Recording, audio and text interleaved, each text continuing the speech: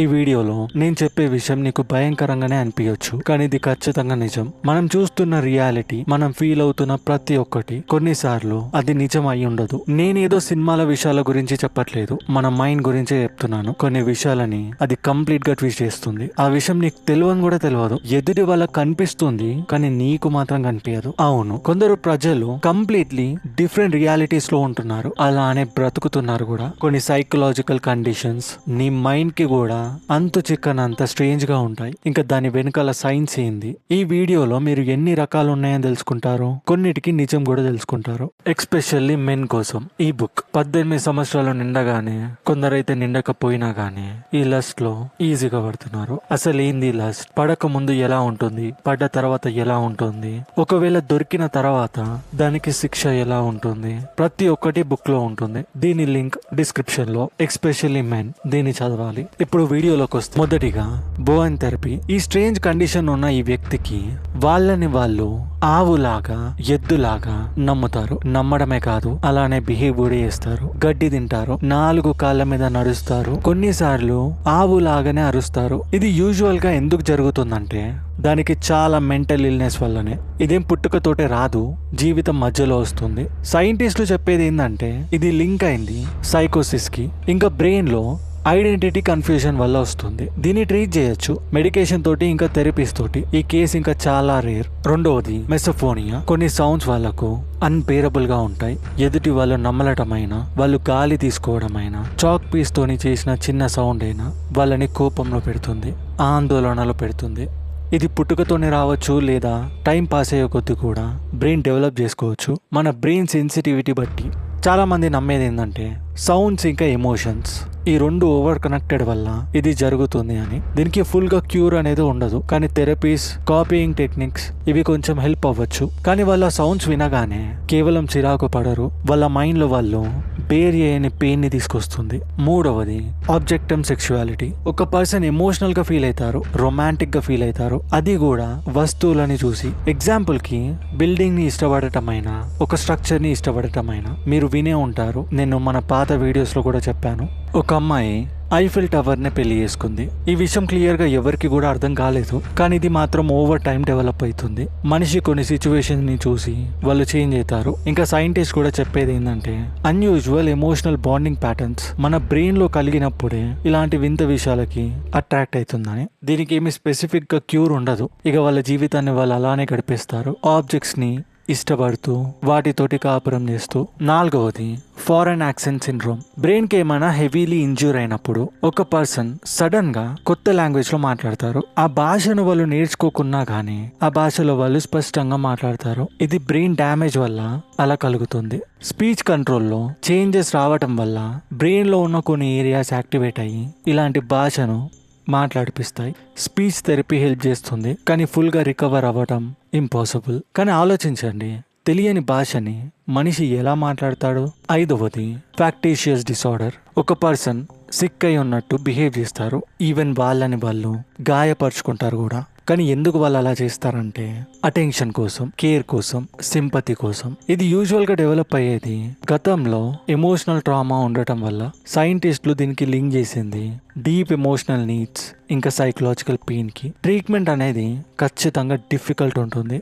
Long term therapies ఉంటేనే వాళ్ళు మారగలుగుతారు, లేదంటే వాళ్ళని వాళ్ళు గాయపరుచుకొని ఎదుటి వాళ్ళు వాళ్ళ మీద సింపతి చూపించడానికి చూసుకుంటారు. ఆరవది స్టెండల్ సిండ్రోమ్. ఒక పర్సన్ బ్యూటీని చూడంగానే ఓవర్వెల్మ్డ్ గా ఫీల్ అయిపోతాడు. ఆర్ట్ కైనా, నేచర్ కైనా వాళ్ళు అత్యంత బ్యూటిఫుల్ విషయం ని చూసారంటే వాళ్ళకు డేజీనెస్ వస్తుంది, పానిక్ అయిపోతారు. కొందరు ఈవెన్ నేల మీద పడిపోతారు కూడా. ఇది ఎందుకు జరుగుతుందంటే ఎక్స్ట్రీమ్ ఎమోషనల్ సెన్సిటివిటీ. సైంటిస్టులు కూడా చెప్పేది ఏంటంటే ఎమోషనల్ ఓవర్లోడ్ మన బ్రెయిన్ లో జరిగినప్పుడు మనిషి అత్యంత అందమైన విషయాన్ని చూసినప్పుడు ఇలా పడిపోతాడు. దీనికి రికవరీ ఉంటుంది, కానీ అంత ఈజీగా వెళ్ళిపోదు. ఏడవది పైకా. ఒక పర్సన్ నాన్ ఫుడ్ ఐటమ్స్ని తింటాడు, అంటే తినలేని విషయాలని తింటాడు. దుమ్మునైనా, హెయిర్నైనా, చాక్ని, ఇంకా మెటల్ని కూడా. అది డైజెస్ట్ అయినా కాకపోయినా వాళ్ళు మాత్రం ఇష్టం వచ్చిన వస్తువులని తింటారు. ఇది బర్త్ నుంచి రావచ్చు, లేదంటే తర్వాత కూడా డెవలప్ అవ్వచ్చు. ఎక్స్పెషల్లీ చిన్నపిల్లలలో ఇది మీరు తరచుగా చూస్తారు. ఇది మెయిన్గా జరిగేది కూడా న్యూట్రియంట్ డెఫిషియన్సీ వల్ల. అదే ఐరన్ అయినా జింక్ అయినా లేకపోవడం వల్ల. దీన్ని ఈజీగానే ట్రీట్ చేయొచ్చు న్యూట్రిషన్స్ని ఇవ్వటం, బిహేవియరల్ థెరపీ వల్ల. 8వది ఆపెటమ్నోఫిలియా. ఒక పర్సన్కి వాళ్ళ బాడీ పార్ట్ వాళ్ళది కాదు అని వాళ్ళు నమ్ముతారు. వాళ్ళు కంప్లీట్గా దాన్ని తీసి పడేయాలని ట్రై చేస్తూనే ఉంటారు. ఇది యూజువల్లీ బ్రెయిన్ వైరింగ్ ఇష్యూస్ పుట్టుకతోటి కూడా రావచ్చు. అంటే వాళ్ళ చేతి వాళ్ళకి నచ్చలేదంటే దాన్ని కోసేసుకొని పడేయమంటారు. సైకాలజిస్ట్ చెప్పేది ఏంటంటే బ్రెయిన్ బాడీ మ్యాప్లో మిస్ మ్యాచ్ అవ్వటం వల్ల ఇలా జరుగుతుందని. ఇక్కడేమీ క్లియర్గా క్యూర్ ఉండదు, కానీ థెరపీస్ మాత్రం హెల్ప్ చేస్తాయి. 9వది ఆటోఫీజియా. ఒక వ్యక్తికి అతని బాడీని అతనే తినాలనుకుంటాడు. అవును, దానివల్ల వాళ్ళు వాళ్ళ చేతులని కాళ్ళని కొరుక్కొని తింటారు. దాన్ని కంట్రోల్ చేయడం కూడా డేంజరసే. ఇదేం పుట్టుకతోటే రాదు. ఇది జరిగేది ఎక్స్ట్రీమ్ స్ట్రెస్లో, బ్రెయిన్ డిజార్డర్స్లో. సైంటిస్టులు దీన్ని న్యూరలాజికల్ ఇంకా సైకలాజికల్ ప్రాబ్లమ్స్ కింద కన్సిడర్ చేశారు. దీనికి ట్రీట్మెంట్ ఉంటుంది, కాకపోతే అర్జెంట్గా చేయాలి, లేదంటే వాళ్ళని వాళ్ళు పూర్తిగా తింటారు. 10వది కోటార్డ్ సిండ్రోమ్. ఈ సిండ్రోమ్ ఉన్న ప్రజలు వాళ్ళు చనిపోయారు లేదా ఈ భూమి మీదనే లేరు అని నమ్ముతారు. వాళ్ళు ఇంకా ఏమనుకుంటారంటే వాళ్ళ బాడీ కుళ్ళిపోయింది లేదా కనిపించకుండా వెళ్ళిపోయిందని. ఇది యూజువల్లీ డెవలప్ అయ్యేది సివియర్ డిప్రెషన్లో ఉండటం వల్ల, బ్రెయిన్ డిజార్డర్స్ ఉండటం వల్ల. కానీ పుట్టుకతోని మాత్రం ఇది రాదు. సైంటిస్టులు దీన్ని లింక్ చేసింది బ్రెయిన్ డ్యామేజ్ అయి ఉండటం వల్ల ఇలా వాళ్ళు ఫీల్ అవుతారని. మెడికేషన్స్ వల్ల, థెరపీస్ వల్ల వాళ్ళు రికవర్ కానీకి పాసిబిలిటీస్ ఉన్నాయి. కానీ ఎంతైనా వాళ్ళ ఆత్మ మాత్రమే బతుకుతుంది, వాళ్ళ బాడీ లేదు అని వాళ్ళు నమ్ముతారు. 11వది క్యాప్గ్రాస్ సిండ్రోమ్. ఈ పర్సన్కి ఏమనిపిస్తుందంటే అతనితోటి ఎవరైనా క్లోజ్గా ఉంటే అతను వాళ్ళని నమ్మడు. ఇన్ఫ్యాక్ట్ అతను ఏమనుకుంటాడంటే వీళ్ళందరూ మోసగాళ్ళని. ఈవెన్ వాళ్ళ ఓన్ ఫ్యామిలీ అతనితోటి ఉన్నా కానీ వీళ్ళందరూ ఫేక్ అని చెప్పి నమ్ముతారు. ఇది బ్రెయిన్ ఇంజురీ వల్ల, ఏదైనా పాత దెబ్బ తలగడం వల్ల వాళ్ళు ఇలా బిహేవ్ చేస్తారు. అంటే వాళ్ళు రికగ్నైజ్ చేయలేరు ఎమోషన్ ఏంటిది, లవ్ ఏంటిది అనేది. ఎవరైనా వాళ్ళకి ప్రేమని ఇచ్చినా కానీ వాళ్ళు దాన్ని మోసం కిందనే కన్సిడర్ చేస్తారు. 12వది ఫ్రీగోలీ సిండ్రోమ్. ఒక పర్సన్ నమ్ముతాడు ఇద్దరు వేరు వేరు ప్రజల్ని చూసి కూడా వీళ్ళిద్దరు ఒకటే అని. వాళ్ళు ఏమనుకుంటారంటే ఒక పర్సనే కాన్స్టాంట్గా వేషాలు చేంజ్ చేసుకొని వస్తున్నారని. ఎంత వింతగా ఉన్నా కానీ ఇలాంటి సిండ్రోమ్ ఒకటి ఉంది. ఇది ఎందుకు జరుగుతుందంటే బ్రెయిన్ డ్యామేజ్ వల్ల. ఇంకొందరు అంటారు పారానామికల్ రిలేటెడ్ డిసార్డర్స్ వల్ల కూడా.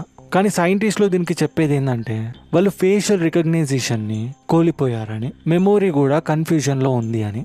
యాంటీసైకోటిక్ మెడికేషన్ ఇంకా థెరపీస్. 13వది అలీస్ ఇన్ వండర్ల్యాండ్ సిండ్రోమ్.